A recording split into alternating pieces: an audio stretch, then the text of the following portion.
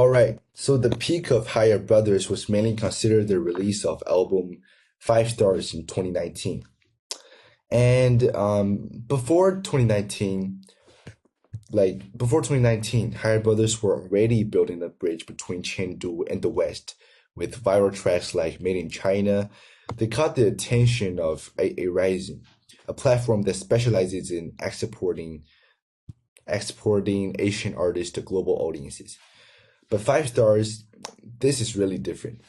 This wasn't just internet buzz anymore. This was a full-scale global rollout.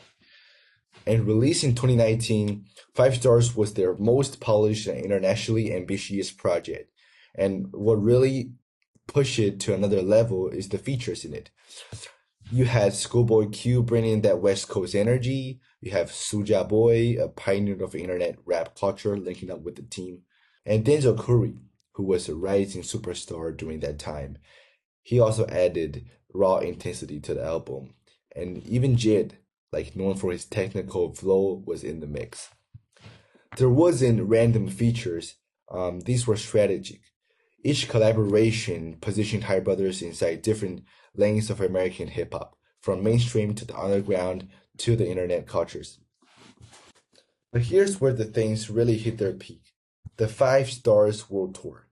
They didn't just drop an album and stayed in China, instead, they went global.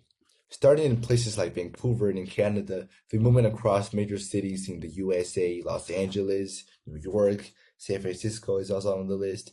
They brought Mandarin trap to the Western stage. They brought Mandarin trap to the Western stages. And this wasn't just a niche crowd. We're talking about packed venues, diverse audiences, and fans rapping along in Chinese. This alone tells you something powerful was really happening at that time. And however, during this tour run, HigherBrothers weren't labeled. HigherBrothers weren't isolated, they were connected.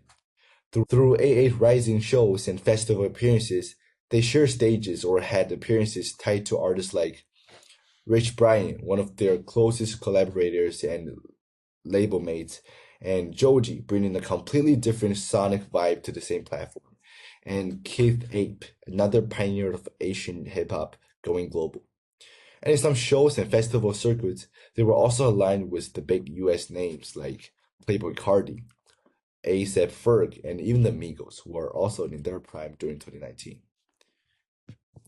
And even when not direct openers or guests during every stop, being on the same lineups placed them inside the American rap ecosystem.